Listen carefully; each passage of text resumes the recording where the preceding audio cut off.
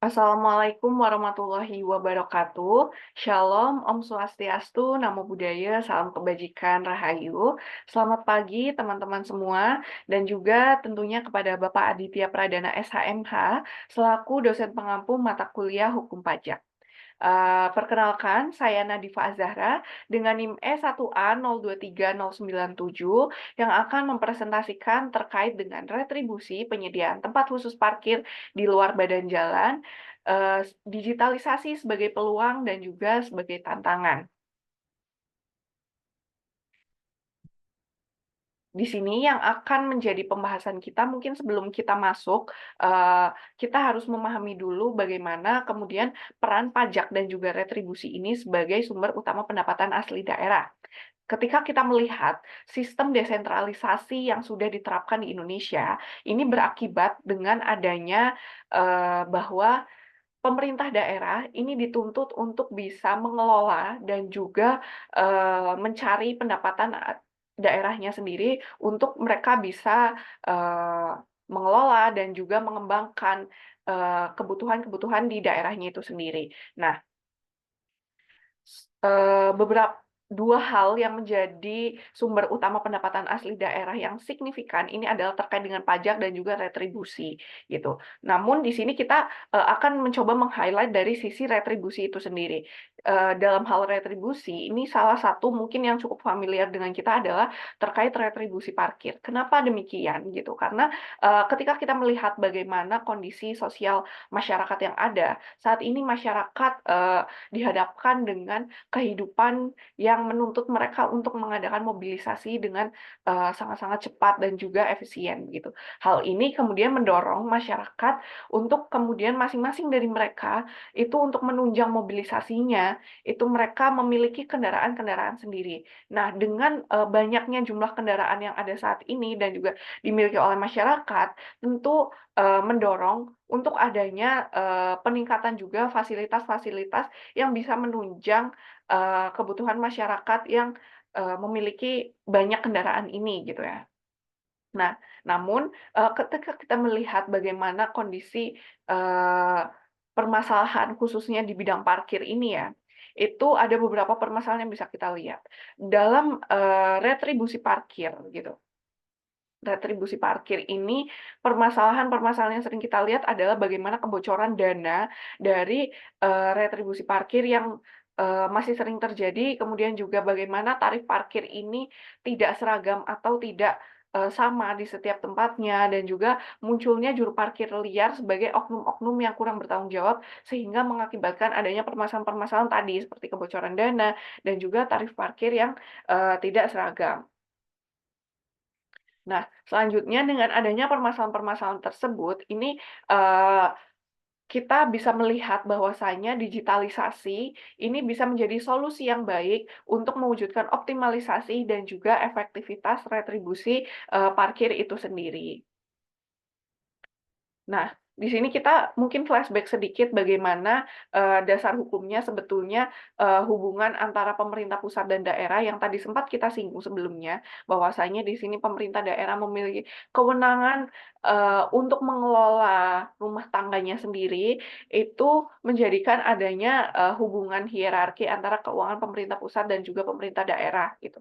Nah, aturan ini adalah diatur di dalam Undang-Undang Nomor 1 Tahun 2022, yang mana kemudian ketika pemerintah daerah ini memiliki kewenangan untuk mengelola keuangannya sendiri di tingkat daerah, itu, sumber-sumber pendapatan yang bisa diperoleh oleh pemerintah daerah itu terdiri dari pajak dan juga retribusi.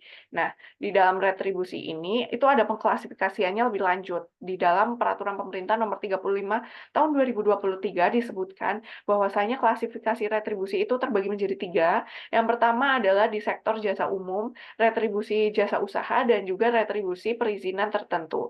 Nah, untuk retribusi penyediaan tempat khusus parkir di luar badan jalan, ini itu termasuk ke dalam sektor retribusi jasa usaha. Nah, eee, melihat dengan permasalahan-permasalahan tadi, ketika kita berkunjung ke tempat-tempat fasilitas-fasilitas umum yang, dikelola oleh pemerintah seperti rumah sakit atau mungkin tempat wisata atau, pasar dan tempat perbelanjaan yang dikelola oleh pemerintah, itu, seharusnya uang parkir yang kita bayarkan itu bisa menjadi retribusi untuk pemerintah. Nah, namun kita seringkali masih melihat bahwasanya di tempat-tempat fasilitas umum tersebut ini, mereka masih menerapkan sistem konvensional. Konvensional yang dimaksud itu seperti apa?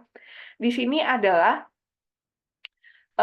di situ pembayarannya itu masih dilakukan secara tunai gitu, melalui juru parkir atau mungkin petugas-petugas parkir yang ada. Nah, masalahnya apa ketika kita menggunakan sistem konvensional ini? Masalahnya adalah ketika kita menggunakan sistem konvensional, otomatis di situ ada, pihak-pihak yang turun langsung untuk menerima uang parkir dari kita gitu. Kita membayarnya secara tunai, otomatis ada pihak yang menerima. Nah, apakah uang yang telah kita bayarkan ini bisa dijamin akan sangat-sangat, dikelola secara optimal atau tidak, tentu kita tidak bisa menjamin hal tersebut dan hal ini sangat-sangat rawan untuk terjadi adanya kebocoran dana dan lain sebagainya. Nah, lain halnya ketika kita mencoba menerapkan adanya digitalisasi, begitu. Dengan adanya digitalisasi, pembayaran dilakukan secara non tunai, ini, tentu akan lebih mewujudkan adanya integrasi, begitu. Jadi nantinya si wajib retribusi kita sebagai masyarakat ini itu dapat membayarkan secara langsung gitu ya, melalui pembayaran non tunai, entah itu kris, e-money, atau aplikasi parkir, itu yang nantinya sistemnya akan terintegrasi ke kas daerah. Nah, hal ini tentu akan mengurangi dan juga meminimalisir adanya kebocoran dana dan lain sebagainya. Hal ini bisa kita lihat bagaimana Kota Medan, mereka sudah menerapkan, sistem e-parkir dan ini terbukti pendapatan asli daerah itu pendapatan asli daerah mereka ini meningkat begitu. Kemudian di Kabupaten Malang juga mereka sudah menerapkan, pembayaran, parkir secara digital yaitu melalui kris parkir. Nah, terkait dengan analisis hukum dan juga tantangan dari implementasi digitalisasi sistem parkir ini, yang pertama terkait dengan asas, pungutan pajak. Jika kita melihat setidaknya terkait 3 asas ini, yang pertama kepastian hukum. Itu kita, melihat ketika kita mengimplementasikan digitalisasi, nantinya data-data yang masuk dan juga, rekap, datanya ini akan lebih akurat dan juga lebih real time begitu. Kemudian yang kedua, keadilan. Di sini kita bisa mewujudkan adanya keadilan dengan sistem tarif yang lebih seragam. Karena di sini tidak ada oknum-oknum parkir atau juru parkir liar yang turut campur dalam parkir ini, nantinya sistem tarif parkir ini dapat diterapkan secara seragam, gitu, dan juga mengurangi adanya pungutan-pungutan liar. Kemudian yang ketiga adalah terkait dengan kemudahan administrasi itu sendiri, begitu. Dengan adanya sistem, digitalisasi nantinya tentu akan mewujudkan adanya efisiensi dan juga integrasi secara langsung, dari sistem parkir ini. Seperti tadi, katakan kita sebagai, wajib retribusi, ini membayarkan secara non tunai melalui kris atau e-money atau aplikasi parkir, ini nantinya dana yang masuk ini akan langsung terintegrasi by system ke, kas daerah, begitu. Nah, namun perlu diperhatikan juga ada beberapa tantangan yang, perlu kita perhatikan dan perlu dipertimbangkan agar nantinya implementasi ini tetap berjalan secara optimal. Yang pertama adalah infrastruktur digital yang belum memadai. Karena sebelumnya kita masih menerapkan sistem pembayaran secara konvensional, otomatis kita masih belum memiliki infrastruktur untuk, pengadaan digitalisasi. Nah, untuk mengadakan infrastruktur ini otomatis memiliki anggaran, yang mana, untuk mengadakan anggaran ini kita juga perlu mempertimbangkan dan juga mengkaji secara, eee, sistematis agar jangan sampai anggaran-anggaran ini nantinya justru mendegradasi, eee, anggaran-anggaran di sektor-sektor lainnya yang sama pentingnya untuk pendapatan asli daerah. Kemudian yang kedua, terkait dengan kualitas SDM, aparatur, dan juga juru parkir. Di sini, aparatur, pemerintah juga harus dipersiapkan agar mereka mampu beradaptasi dan juga menerima serta nantinya mengelola sistem digitalisasi ini secara baik. Dan juga dari segi masyarakatnya pun, kita harus bisa memastikan bahwasanya masyarakat sudah siap untuk perubahan yang akan kita bawakan, yaitu terkait dengan digitalisasi parkir. Dengan memastikan bahwasanya masyarakat, sudah mampu dan juga, bisa mengikuti, digitalisasi ini, gitu.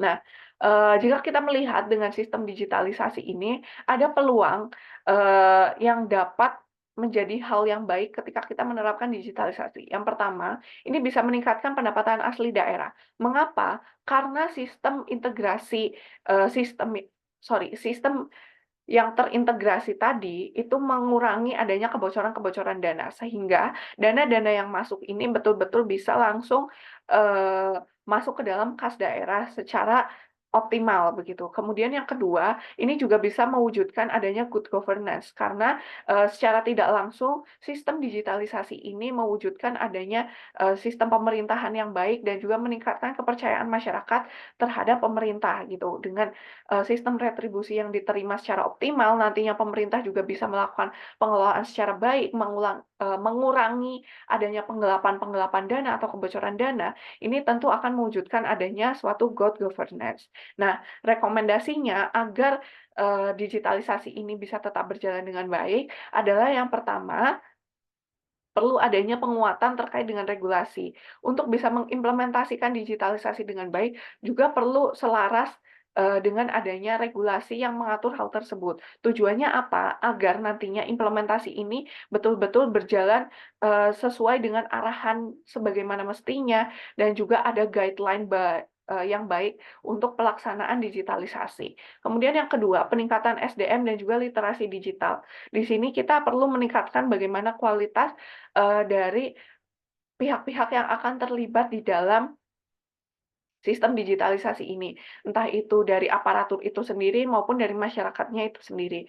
Dan yang kemudian, adalah terkait sosialisasi dan juga pengawasan secara ketat agar nantinya implementasi ini betul-betul bisa terimplementasi secara maksimal. Sekian penjelasan dari saya, kurang lebihnya mohon maaf. Terima kasih. Wassalamualaikum warahmatullahi wabarakatuh.